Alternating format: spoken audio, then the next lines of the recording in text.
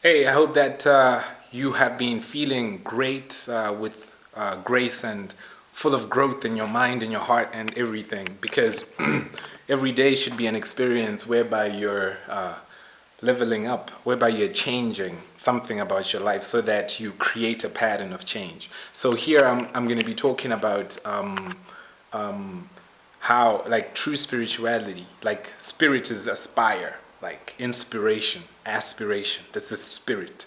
So this is actually perspiration as well. So everything that we do that gives us material is spiritual because we get everything material through perspiration. This is actually our gift and our curse because our gifts come through the curse that God in the garden said that when you are now going to be getting anything from the ground, man, you're going to have to till and you're going to eat from the sweat of your brow. So the Spirit gave us perspiration. So this is inspiration. So everything that inspires is saying that you are in that spirit, inspiration. This is that inspiration in spirit. So having this spiritual aspect, like true spirituality, is something that is very important because this is what we need. Like, this is a basic human need. This is something that everyone looks for because everyone is a spiritual person. So everything that happens in life is pointing us to our own spirituality. So people are just looking for spirituality. People are looking to gain more spiritual insight and understanding throughout life. This is why there's philosophy. This is why we look for happiness, growth, and excitement. This is why we look for happiness. This is why love is important because love gives us this understanding of this spiritual life because love is a spiritual thing. Like, it's not tangible. You can't touch it. You can't say like this is love, but everyone wants it. And that's why God is love, because that is the spiritual aspect. So when you have this desire, not when you have it, but since you have it, you have to find true spirituality. So a lot of people find it through different ways, like the Bible, through religion. So religion is how people are getting their spiritual cravings satisfied because everyone spiritually or chemically or scientifically is created with the need to trigger certain responses that create certain concoctions in your mind. This is like worship. This is how people praise. This is elation, celebration. All of these things are things that people look for, and all of these things are actually spiritual things, like the chemistry in your mind. This, like, you don't actually touch it, but it's there, like the chemical bonds in your mind, all of these things. This is actually spiritual.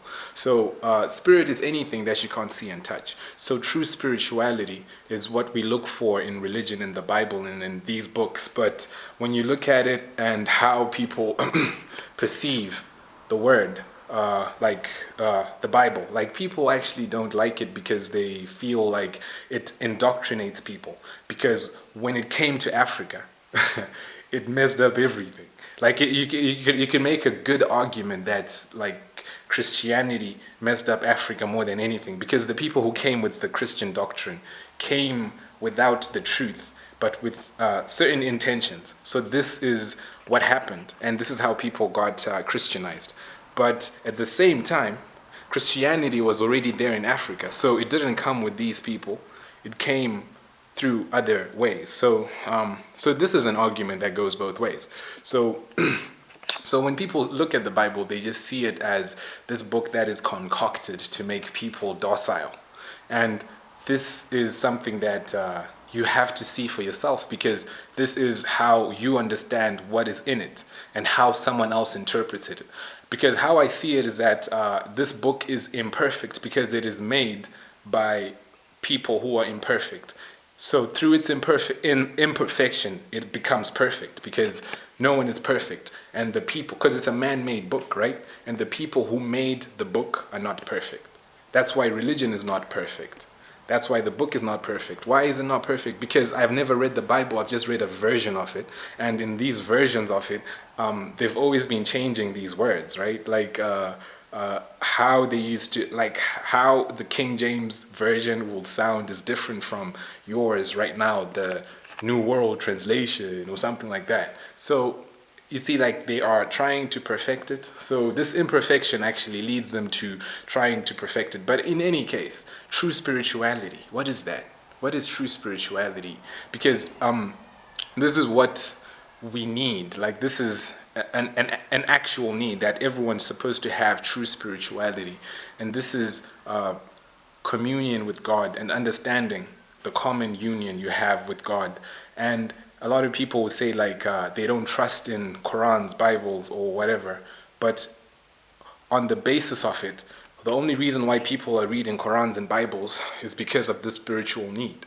So if someone is saying that don't read the Bible and they don't offer you something that is better, then you are listening to something that has no fruit. Because if I just say no, but I don't offer like the solution, then what exactly is the point of that admonition, right? So understanding that two is better than one is actually understanding the whole concept of the Bible.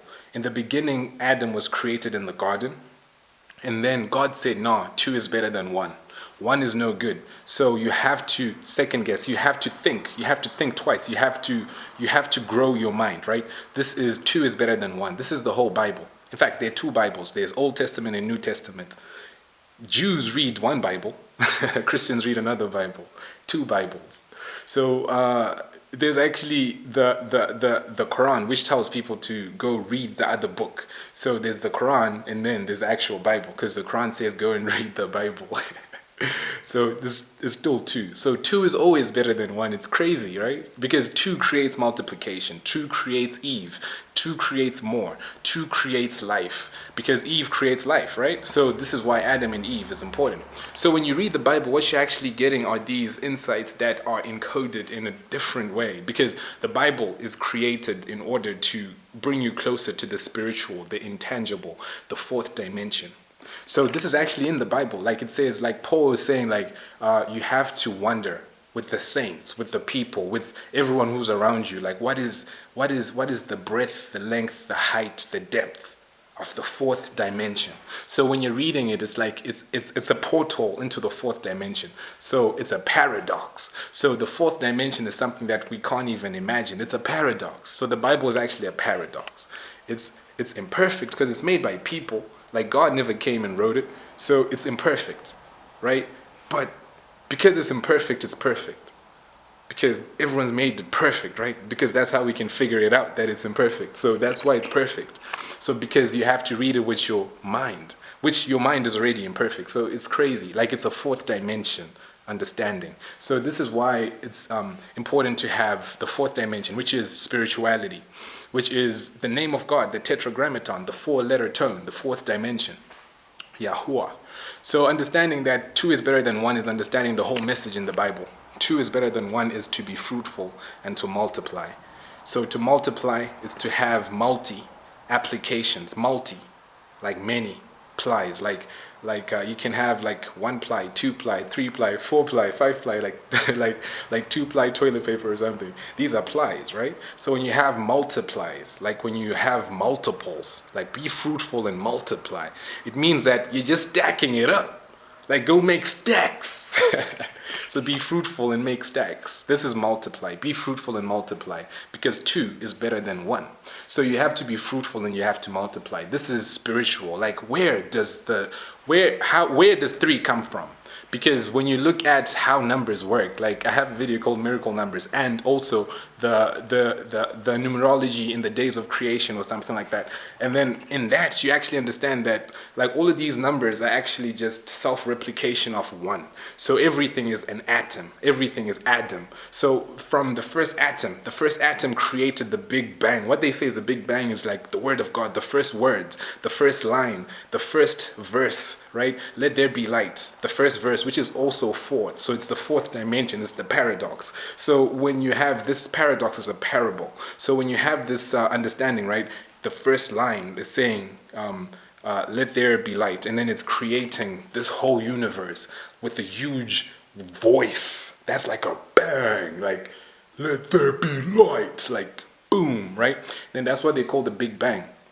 and they actually call it the God particle, by the way. So they're saying like God, a particle called the God particle caused the Big Bang. So this is the first atom, and from this first atom, like it creates all of the other atoms. The first sentence creates all of the others, the other words in the universe. So this is how the miracle works. This is why two is better than one. When you look at Adam, it was not good for Adam to be alone, but he needed to be multiple. He needed to multiply. He needed to stack it up. So he needed someone else who was the second to make third, fourth, fifth, to just multiply. So this is a spiritual understanding of what life is. Life is all about multiplication, about growth, and about expansion. About growth and expansion, doing more. It's about success, because when you multiply, you are doing something with growth, right? You are making it be bigger, right? So this is what life is all about. Two is better than one. When you read the wisdom of Solomon in Ecclesiastes, he literally says two is better than one, in the sense that when you lie down, and you lie down alone and you have no one to warm you up, you'll be cold. But if you have someone who will keep you warm, you'll be all right, because two is better than one, right? So this is what he said. So yeah, this is actually what he said. Like, yeah, two is better than one.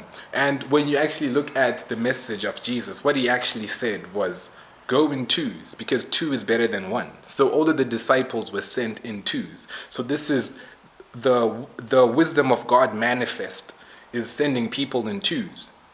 Jesus is the wisdom of God, like that is the Sophia.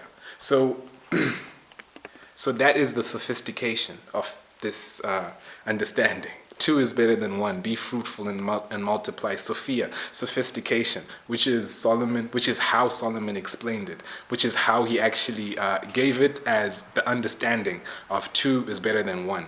This is how to multiply. This is how to create growth. This is how to create multiple factors. So everything comes from this understanding, because everything comes from one and then two, which is Eve. And everything else comes from the matrix or Eve. So these are the metrics. The matrix, which is two, is better than one. So everything that is happening is so that you can be fruitful, that you can multiply, right? So understanding that to have this spiritual. It's a spiritual understanding, right? It's a spiritual way of life. What is true spirituality? Because everyone is looking for this. When you look in how people in Africa used to have an understanding of the universe and nature, the cosmos and life, it's like they actually had their own spirituality that they had, and they used to have an understanding of what the world is through how they used to communicate with God. So what happened was the aspect of gold and the aspect of God, which distorted how life is, because the root of all, like underline all evil is the love of money or love of gold, right? So what was happening were people using gold as God. So this is just the whole thing that people who worship money, right? People who worship this gold, people who have this in their mind, like to have God is to have gold, but to have gold is not the same as having God. To have God is to have gold, but to have gold is not the same as having God. So when you look at the lands that were filled with gold, these were the lands that were called the lands of God. So the first mention you ever hear the word gold, right, is when you hear it in attachment to a certain land, right? So the first mention, like gold is mentioned 360 times in the Bible. The first time it's mentioned, God is saying that the gold there is good. Said the gold there is good. God said the gold in Havilah is good. This is the first place in the whole Bible that is mentioned. The first place in the whole world. Like everything that was encoded in this word, in this logos, in this logic, logos, like Jesus, the logos, right? In this tree, the tree of knowledge, this, because these pages are trees, this matrix, because God had to make a matrix. He had to mate with it, right? So everything that is happening here, right? Because the whole Bible is talking about real estate, right? Because it's talking about like, hey, Abraham, I'm going to give you this land. And right now the war in the Middle East is because of Abraham's promise. So the whole understanding of it is like, whoa, it's all about the land, right? So the first place mentioned is Havilah, Cush. And then this is the Garden of Eden, Havilah, Cush, and you have Assyria and Euphrates. So this is the first place, and then this is also the first place that mentions gold, right? So now when you think of gold in this world, where's the first place you think about? Like if you think like, all right, if ever I have all of the money in the world and then I just want to have gold, like where would you go in your mind? Are you gonna go to like Mexico, like the gold in Mexico? Maybe India. Are you gonna go to India? Maybe. But then you go to Africa. This was the place where Havilah was. So this was the first place mentioned. This is where Cush is, because this place was below Cush. So the river was flowing to Cush. So this is the place below Cush. Cush is Egypt. And Egypt had a lot of gold. We know that. Like pharaohs buried in gold. God has a lot of gold. So is gold spiritual? Like what happens with all of this gold? Like the Ark of the Covenant is like glazed in gold. Like it's just full of that gold. Like the gold in the Ark of the Covenant is ridiculous. It is ridiculous. The tongues for the fire are made of gold. The ashtrays, everything carved in gold. The wings of the cherubim like touching the sky, like 10 cubits. This thing is 10, this angel, right? They carved an angel 10 cubits. 5 cubits is the length of the wings covered in gold, right? So the gold there is ridiculous. So when you look at the gold and how it has been corrupted, and this is also the root of all evil, and this is the root of what God said. Like this is the first thing that God said. This is the first thing that God said. They say like the gold there is good. So gold is something that is known by God. He says that I own the gold and I own the silver. And all of these people were rich. Like Abraham was so rich and his nephew was so rich that he couldn't live with him. Like there was just too much wealth for them to just have the same land. When Abraham was looking for a wife for his son, should have seen like the gold they gave Rebecca just for like nothing. Like he just gave her gold. Like these gold bracelets, the gold ring, and all of this stuff. All of these people had a lot of gold. So all of these people were also very spiritual. But now a lot of people who are spiritual have no gold. Their gold has been taken away. Even though gold, in a certain place, in a certain mindset, when God gives it breath, gold is good. Because he said, he gave it breath, Havilah.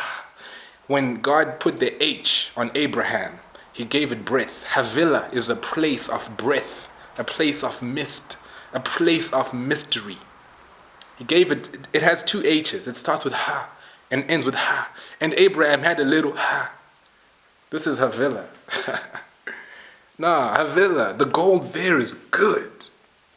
What? What sort of gold is this? Was it the same gold of Ophir? Because whoa, Ophir gold. Like, yeah, because gold is mentioned so many times. 360 times in the Bible, right? Full circle. And then, whatever is in your heart contains gold. God gives you gold. But having gold does not mean you have God.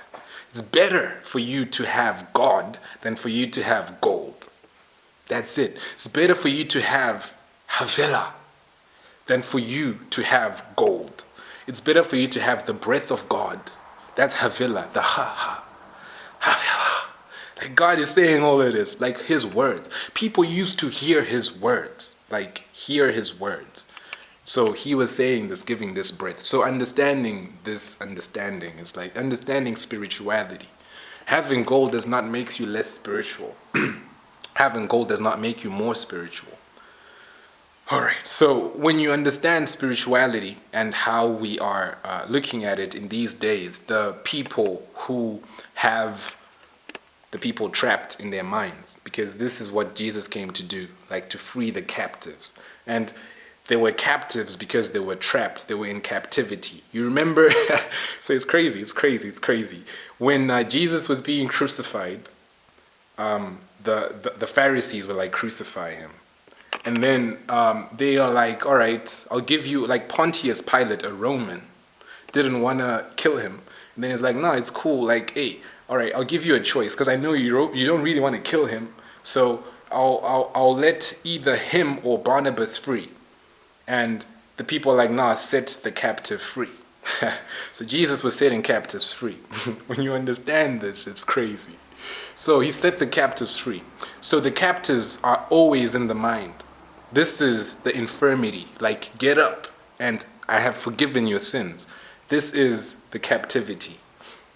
So the whole thing was in the mind. So when you understand that the spirituality of God, Jesus setting the captives free, is him being able to understand that the prison is in the mind. This is where everyone is trapped. And this is also where people are being trapped because of the need for people to have this gold, right? So when they have this desire, what they have actually done was to go in these places where they find gold, because this is the root of all, not some, not most, but the diversity of the evil, right, has come through this misappropriation of the word of gold, the word of God, the small L. And L is the power. L is El, electricity. L is Elohim. L is power. So when they give this small G, gold, power, this G gets power, this gold becomes an L, a gold. So understanding that it's all about this truth in your heart, that your heart is where actual gold is stored, and the breath of God gives you gold, right? So understanding the love of God is having actual gold. Understanding this truth is having a true reflection of what love is, what is true purity, what is true essence, what is pure. Like it's always the purest of it, right? Like how they built the Ark of the Covenant, they had to pick certain gold that was good, the gold that had the breath of God. So when you're doing something and it doesn't have the breath of God, the word of God, then I don't know if the gold's going to be good, because it has to come through this means and through these aspects, that the breath of God makes that place good, because all of the gold comes from a certain piece of land, all of it. So all of these pieces of land in Africa were carved up because they had all of the gold. But then the gold there was taken, and this created the diversity of evils we have today, especially in the motherland, which is where the gold was. Talking about the land of Cush and Havilah, right? This was a paradise of good gold, of fresh air. Like they used to hear like the cool of the breeze, right? Understanding that it is still the breath, the same H in Havilah, the same H in Abraham. The breath, right? He used to walk in a breeze like a breath. So this is the understanding of the air, like the atmosphere, the aura, and how all of these oracles came through this oral understanding, all of the oral traditions. This was the breath, right? So this is the wisdom. This is why wisdom is literally gold, right? So all of this is the understanding of true spirituality and gold versus God. So understanding this is understanding the true essence of Havilah, Cush, the Garden of Eden, and everything that is in there. But remember that two is better than one, so always be fruitful and multiply.